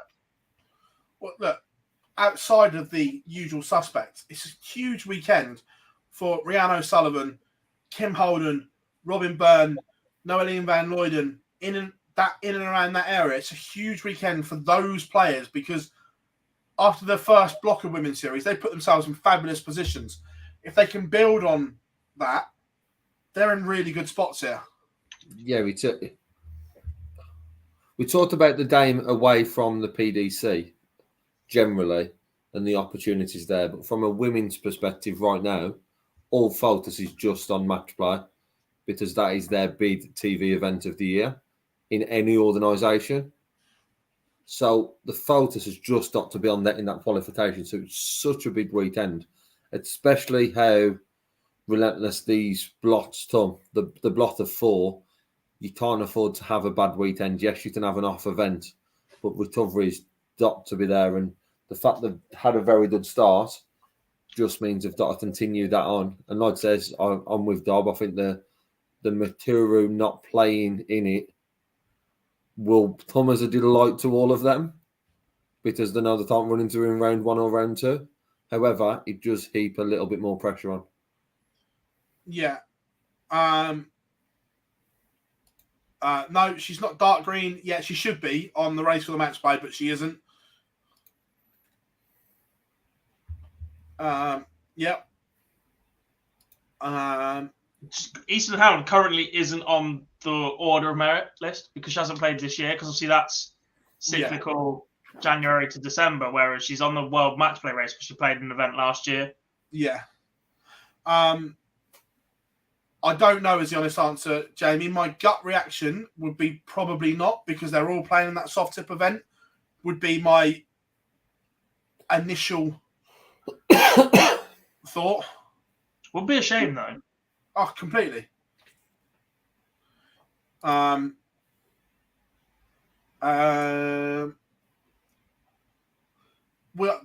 there are talks of doing a women's week, Dave. So watch this space. Get your questions in as well. We'll open up the chat room for question time. The Welsh Open happened this weekend. I'm not going to lie, I didn't see any of the stream because we were on Euro Tour and Super Series stuff. Obviously saw the results and everything like that, but didn't see any of the action. Yes. Well, I know Bo did the double in both. Not really a surprise. Actually just hoovers up ranking points. Yeah. Including one performance against Lisa, which averaged 113. Yeah, outstanding. 7 minutes. 2 rounds before that, average 107. Yeah. Not too bad. But in the men's, Martin Turner, I believe one. Yeah, Martin Turner picked up the. That's 2 titles now in 6 months for Martin Turner. Yeah. Who has been close a couple of times as well to qualifying for seniors events. I don't think that debut will be too far away if he keeps playing the way he is elsewhere. No, he's playing well. But there is also a conversation that there's a lot of players at the top of that ranking. You look at Howson and McGarry and Darren Johnson and Jim McEwen and God knows who else at the top of that. It's tough. Mike Huntley, Mark McGeaney, Scott Mitchell, Mark Dubbridge. Yeah.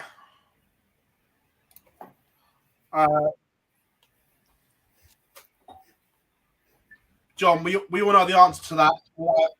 Saying it. Shut up. No one drinks in darts, John. What are you talking about? Just a few specials. Yeah.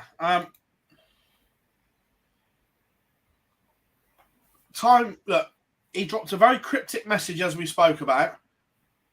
Next block of Pro Tours is coming up. I'm interested to see if his name's on that list. It's becoming a worry the more it goes on. Yeah. And more of a worry that he's missing qualifiers.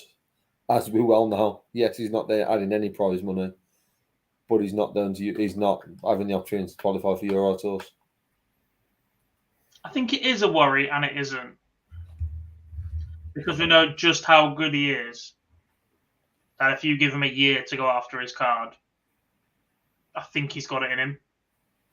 He's got it in him, but it's his second a year. huge amount of pressure after having a time away from the game, having a Tumbat, being successful in that Tumbat in a very short window at Tewstall, to then have a year away from the game. And when I say from the game, in the public eye, I'm sure he's playing at home and in local potentially, but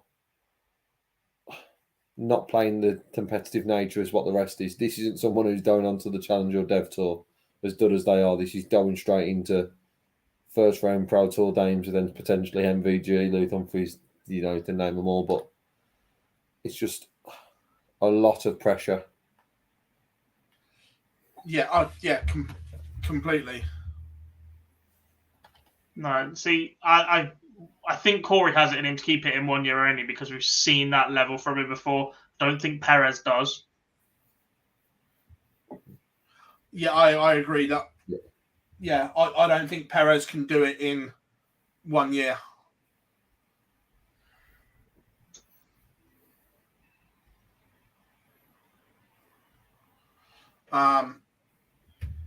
Yeah. It'll be interesting to see. So there's some big time coming up at the moment in there. Yes. Is the thing.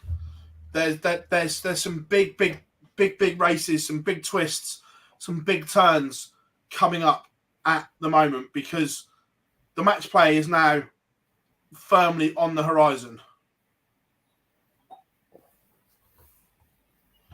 More importantly, the Premier League is done by the end of the month.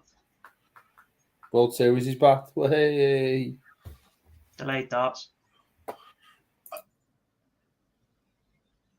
I get your thing on this, but the first World Series event is huge for the sport because of where we're going. We've had to. If they want to break America, it's huge. It's not the first one, though, but I get your point. It's not the Madison Square Garden bit, it's the territory they're in. No, we've had 2 this year. You said the first one, the next one. Those two at the start of the year don't count. They were just cash jobs that no one really wanted to play in. Correct. The first proper World Series event. Does Phill play anything else other than the seniors? Not that we're aware of. And maybe Gobby needs to. Yes. Post hip surgery, of course. Yeah. Once that's done and dusted, I think he needs to. Yeah. So, Leo, look, this is a bit of a double-edged one here. So, because of where they come from in the world, they obviously need a visa to get in and work and play. Now, you can't apply for the sports visa until you've won your card because you're not classed as a professional until you've got that card. So, if they haven't got it, they can't apply for it, is the problem. And as the late, great Kyle Anderson found out, God, wasn't it, that he had that issue that you can't apply for these visas until you've got that card and that status. Yeah. Is the thing. So,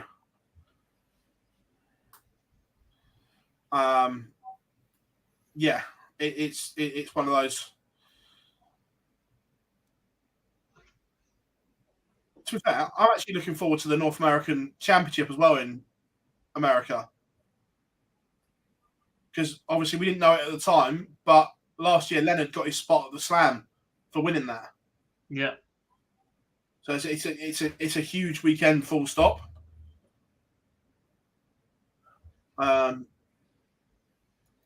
Is Gary safe for the match play yet, Gob? Don't care. Oh, you've changed. Normally you no one's safe yet. No. Where is he? No? Yeah. He's safe. No?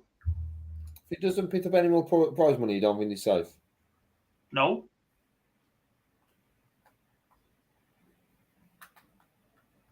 He's safe. No? That would be quite funny. Imagine turning up to a vault in Stoke and the power's there. Imagine they're all there. Imagine they're all there. Eddie Lewis, sack his card off. I'll go again.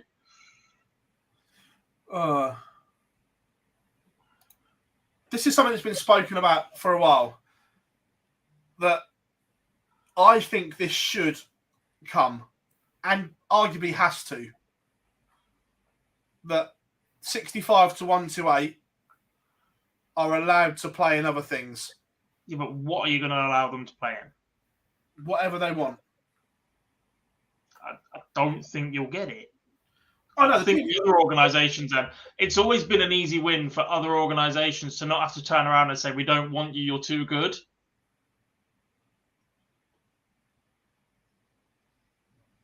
The Super Series would take them.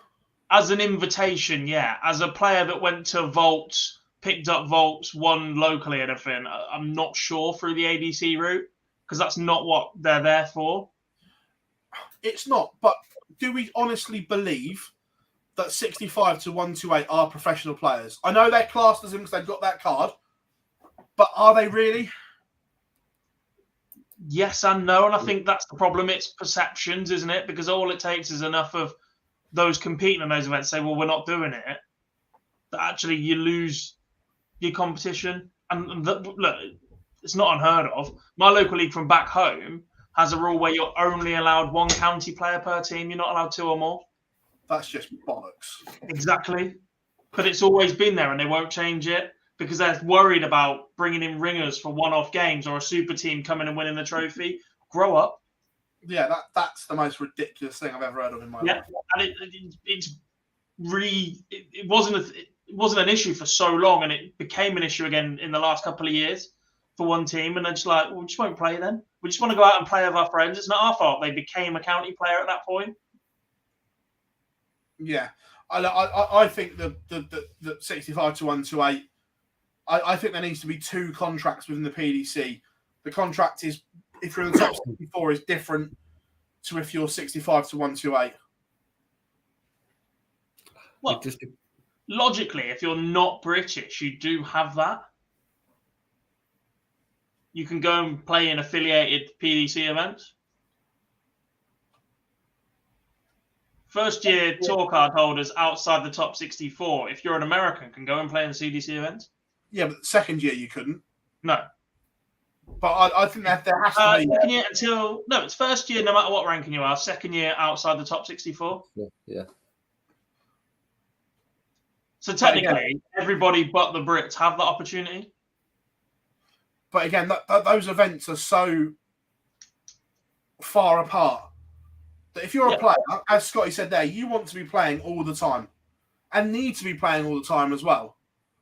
As John's just said there, when was the last time we had a Pro Tour? I don't know what that is. So the last Pro Tour we had, March the 19th. Nope, sorry, my lie. April 15th. And there's not another Pro Tour until the 20th of May. That's over a month. For those players not getting any good competitive darts to keep themselves ready, to improve themselves. That's not good enough. I agree. Don't disagree. Yeah. Look, we're into Fergie time, so we are going to wrap up. Really, really loved tonight's show. Scotty Mitchell was an absolute pleasure to have on. We're going to try and work out who we're going to try and get next week. But it was that was great to have him on. Chat room, you have all been absolutely superb. Really enjoyed it. Plenty coming up. I am actually missing a live lounge at the end of the month. What's that? Operation. Yeah, I'm going. I am going to New York for a hair job. We'll create a better rumour between now and then, Lee. Don't worry. 100%. I don't know why you think he can create his own rumour. But unlike you two, I won't care. I'll just embrace it.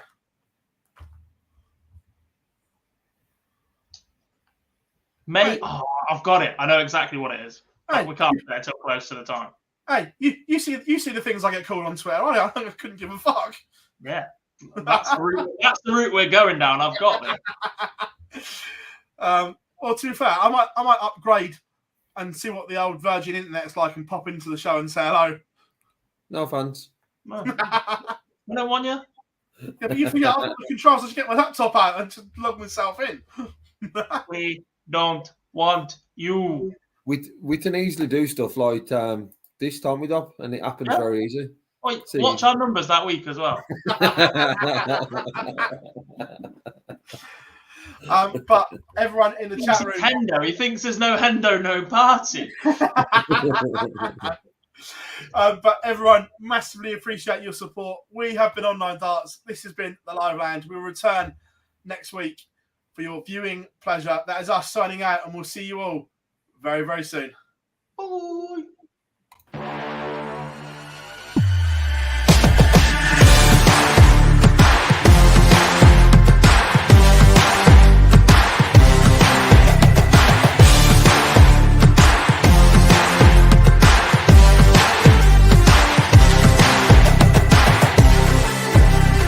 Ball 1, Joe Taylor, Gareth Philly. And ball 2, Craig Nixon, Robin Young.